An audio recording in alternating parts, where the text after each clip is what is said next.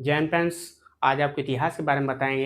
इतिहास क्लास 8 की NCERT chapter number 8वां है। 8वें चैप्टर में हम कुछ पढ़ा चुके हैं और कुछ बचा हुआ है, वही आपको आज बताएंगे। आज हम क्या बताएंगे? आज हम बताएंगे बंगाल विभाजन के बारे में आपको बताएंगे। ठीक है, बंगाल विभाजन जो था,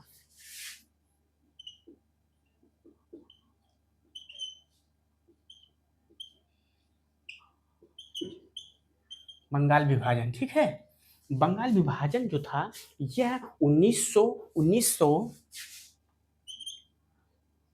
बंगाल विभाजन 1905 में 1905 वायसराय लॉर्ड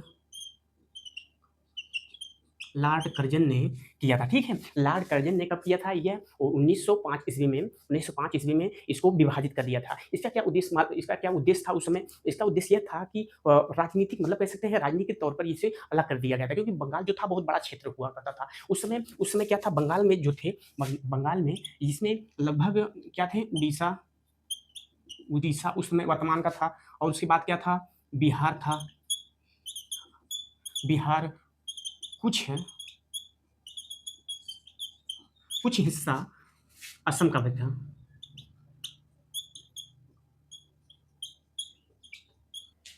कुछ हिस्सा जो था ये असम का भी हिस्सा इसमें आता था।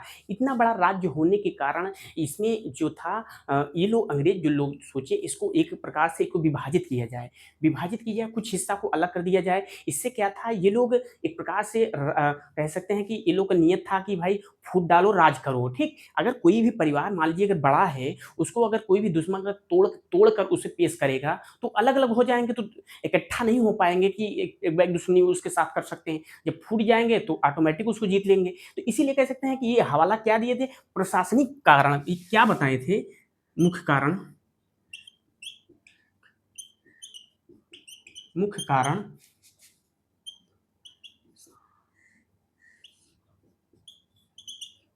प्रशासनिक कारण इन लोग बताए थे। प्रशासनिक कारण को एक प्रकार से कहा गया था। इसी बीच में क्या था कि लोगों में आक्रोश बहुत फैल गया था। जब आक्रोश फैल गया तो लोग तरह तरह की अपने हिसाब से प्रदर्शन करने लगे।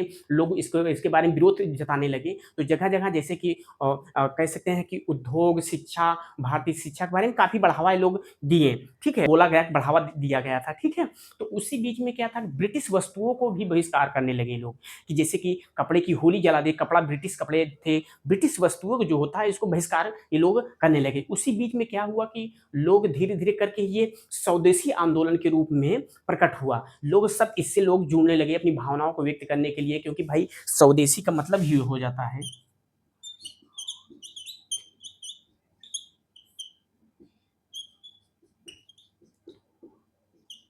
ठीक, स्वदेशी आंदोलन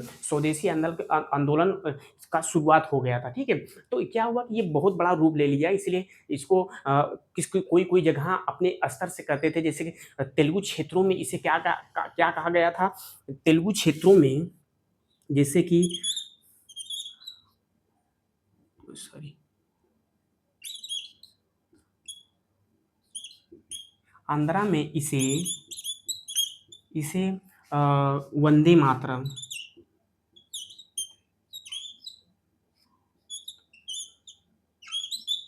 वंदे मातरम के नाम से इसे जाना जाता था। वंदे मातरम आंदोलन कहा जाता था।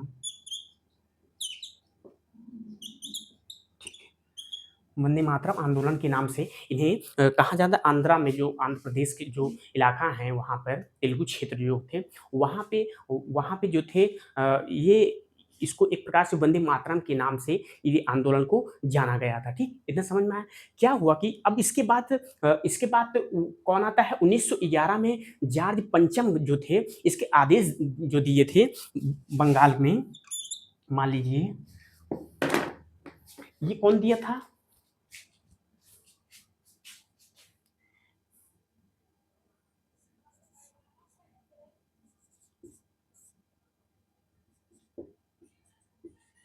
ठीक, जॉर्ज पंचम जो थे, एक प्रकार से ये आदेश दिए 1911 में। 1911 में 1911 में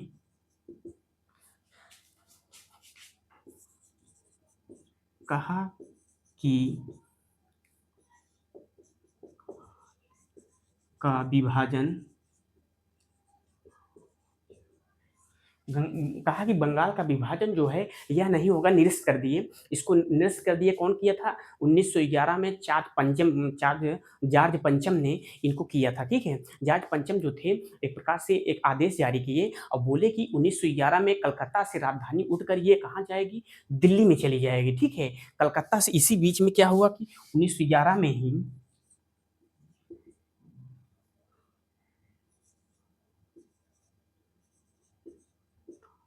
कलकत्ता से हटकर दिल्ली में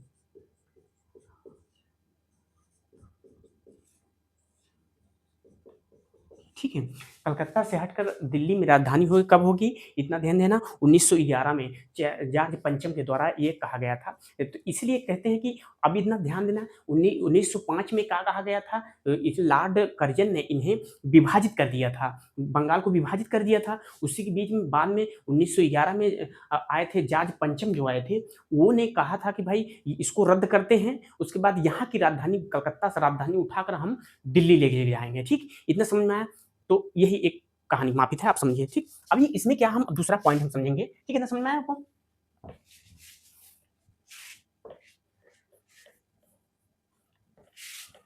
बंगाल विभाजन मालूम हो गया।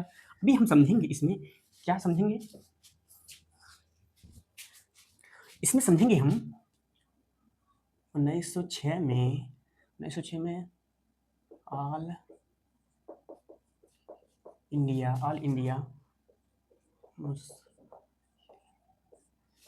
लीग की स्थापना स्थापना स्थापना कहाँ हुई थी? यह हुआ था ढाका में, ठीक है। ढाका में ऑल इंडिया मुस्लिम लीग की स्थापना हुई थी। ये स्थापना जो थी वहाँ के जो कहते हैं कि नवाब मुस्लिम जमींदारों ने ये मिलकर ये इसकी एक प्रकार से नींव रखी थी, ऑल इंडिया मुस्लिम लीग की स्थापना की थी। इनका मुख्य मांग ये था कि उन्हें मुसलमानों का मुख्य मांग ये था जैसे कि निर्वाचन क्षेत्रों की मांग की थी, इनका एक अलग निर्वाचन क्षेत्र होना चाहिए, ठीक है। इसलिए कहते हैं कि ये तब सरकार को धीरे धीरे ये संघर्ष करने लगे तो सरकार को मानना पड़ा। जब सरकार को मानना पड़ा, ये कितने में सरकार मानती है? जैसे सरकार को 1909 में इस मांग को माननी पड़ी। 1909 में इस सरकार को इस मांग को माननी पड़ी थी। अब क्या हुआ कि जब ये लोग की मांग जब सरकार मान ली तो इसमें क्या है, सभी लोग सभी कम्युनिटी के लोग अपना अपना क्षेत्रों की मांग, निर्वाचन क्षेत्रों की मांग करने लगे। तो इसमें क्या था, बहुत उथल पुथल होने लगा, बहुत उथल-पुथल होने लगा। तो इसमें क्या है, काफ़ी लोग नाराज़ भी होने लगे थे, ठीक है। उसी के बीच में क्या हुआ कि उसी के बीच में 1600 कह सकते हैं 1600 जब ये काफ़ी उथल-पुथल होने लगा था, मान लीजिए बाद समाज में काफ़ी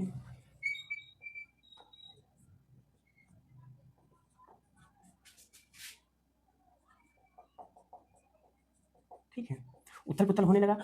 तब जाकर ये समाज में जो सभी प्रकार के लोग अपनी-अपनी बातों को रखने लगे, भाई हमारा भी होना चाहिए। उस बहुत मतभेद होने लगा। तो कुछ दिन बाद लगभग 1916 में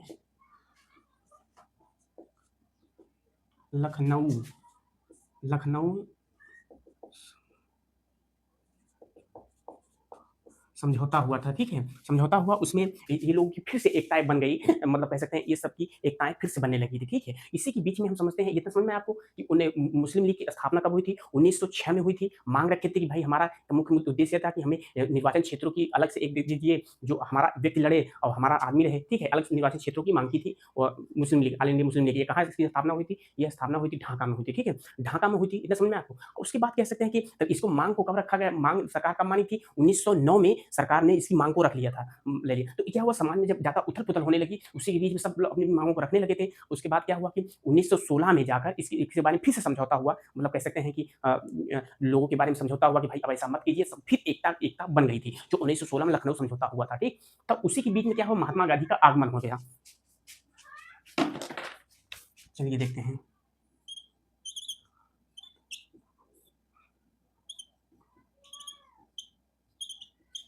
गांधी का आगमन, ठीक है? गांधी जी का आगमन हो गया था। इनका क्या था, गांधी जी जो थे यह अफ्रीका से लौटे थे लगभग 46 है, मतलब 46 की उम्र में। उस समय इनकी उम्र कितना थी, 46 साल थी। वह कह सकते हैं कि वहां से अफ्रीका से लौटे थे 1915 में।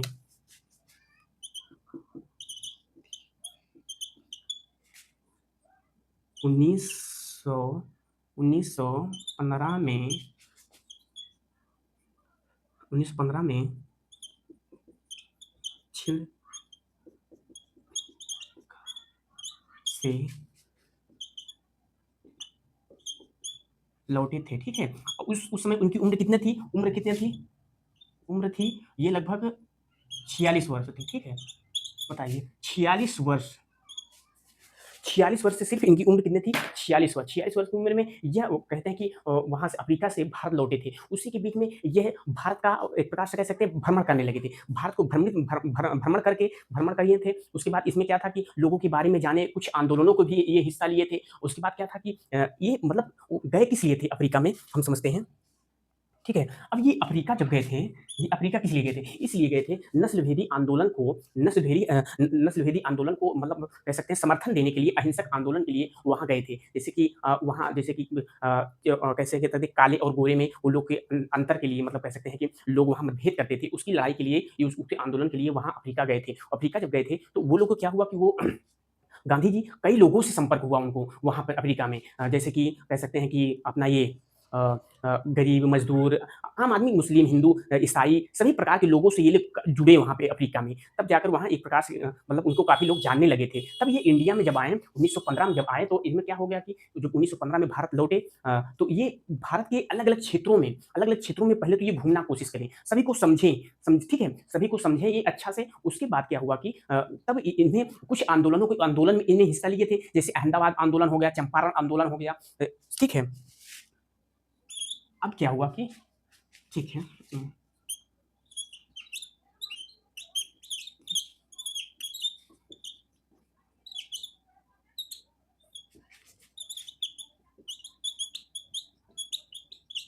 ठीक है, नस्ल भेदी आंदोलन के लिए वहाँ गए थे, जो लोगों से मुलाकात हुई थी। उसके बाद क्या हुआ कि इसमें गांधी जी भारत जब आए तो मान लो नीचे हम लिखते हैं, ठीक है?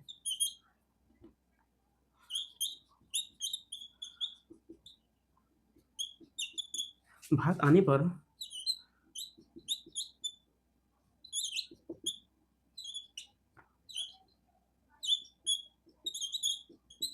ठीक है, भारत को भ्रमण भ्रमण किए, तो भारत में घूम-घूम के सभी लोगों को जाना। उसके बाद उसमें कुछ आंदोलन में सम्मिलित हुए, जैसे कि हम समझते हैं कि अहमदाबाद, चंपारण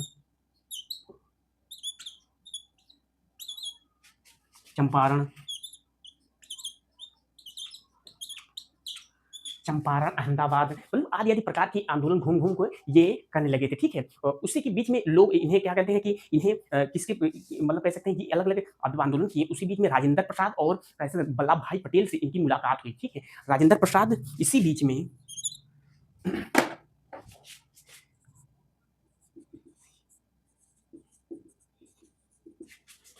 डॉक्टर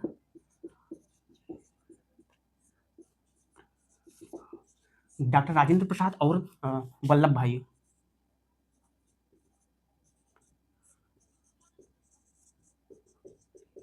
वल्लभ भाई पटेल से इनकी मुलाकात हुई हो गई थी, ठीक है? जब मुलाकात हुई तो इनसे इनके जब मुलाकात हुई तो एक दूसरे के बारे में जानने लगे। तब धीरे-धीरे करके ये क्या 1918 में क्या था, नील विद्रोह के बारे में ये गए वहाँ पे भी, ठीक है? फिर ये इनका कारवां चलता रहा, ठीक? इनका जब कारवां चलता रहा, 1900 कितने में गए थे? 19 नील विद्रोह जो अहमदाबाद में हुआ था, मील मजदूरों के लिए मील मजदूरों के लिए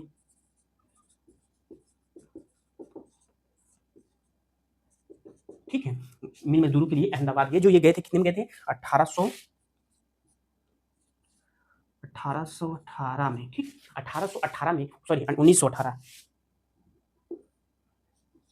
1918 में ये गए थे, ठीक है? गए थे। अब क्या हुआ कि ये समझ में आया इतना आपको? अब हम समझते हैं, दूसरे पॉइंट पे चलते हैं। इन्हें समझ में आया आपको?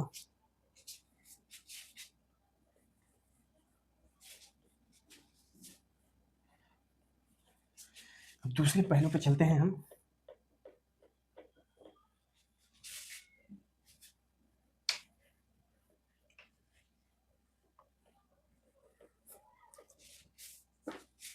अब हम चलते हैं, क्या चलेंगे? रॉलेट एक्ट के बारे में, ठीक है? Rowlatt act.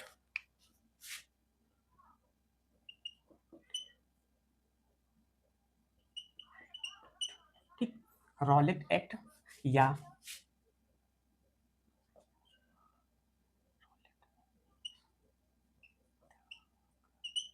रोलेट सत्याग्रह, ठीक? अब इसमें क्या था? इसमें एक प्रकार से जो थी ये ब्रिटिश ईस्ट इंडिया कंपनी, जो इस अंग्रेज लोग थे, इसमें ऐसी व्यवस्था किए थे कि ये रोलेट एक्ट जो था, कानून बन गया था। जब कानून बन गया, इसमें ऐसी व्यवस्थाएं थी कि जो मतलब बिना बताए किसी को भी जेल में डाला जा सकता है, मुकदमा चलाया जा सकता है। अगर सरकार के विरुद्ध अगर कोई गलतियां या ना करे, उसके बाद अगर शांतिपूर्वक आंदोलन भी कर रहा है, तो उसको उठा के जेल में डाल दिया जाएगा। मतलब एक प्रकार से कानून अपना मजबूत करने के लिए ब्रिटिश जो थी, जो लोग थे, ये अपनी कानून को मजबूत करने के लिए ये कानून को पारित किए थे। अब इसमें क्या था कि कोई सरकार के खिलाफ बोल नहीं सकता है, कोई कुछ नहीं कर सकता है। तो इसमें क्या हो, विरोध विरोध जगह जगह होने लगी थी, ठीक? जगह जगह जब विरोध होने लगी, तो गांधी जी ने चारों तरफ घूम घूम कर इसके बारे में ये क्या था, 1900 में गांधी जी ने 6 अप्रैल 6 6 अप्रैल 1919 को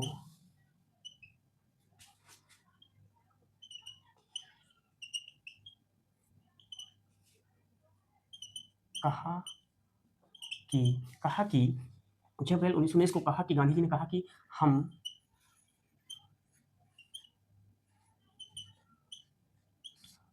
अहिंसक रूप से आंदोलन करेंगे, ठीक है?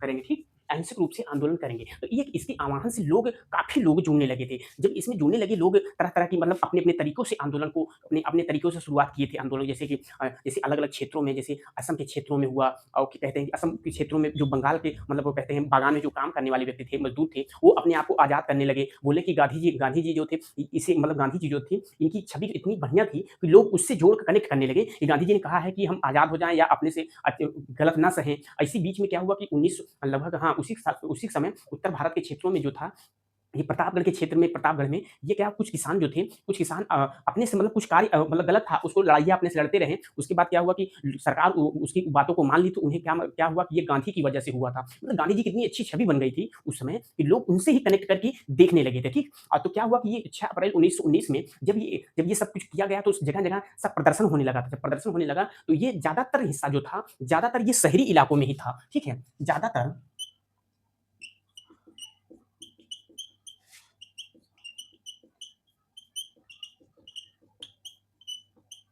ठीक है? शहरी इलाकों में ज़्यादातर ये मतलब कह सकते हैं ये प्रदर्शन ज़्यादा फैला हुआ था। उसी के बीच में क्या हुआ कि जब ये प्रदर्शन होगा, तो लोग शांतिपूर्ण अपना प्रदर्शन के लिए ये 13 अप्रैल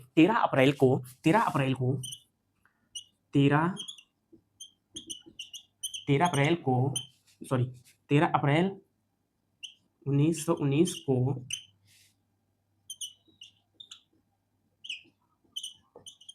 जलियांवाला बाग में,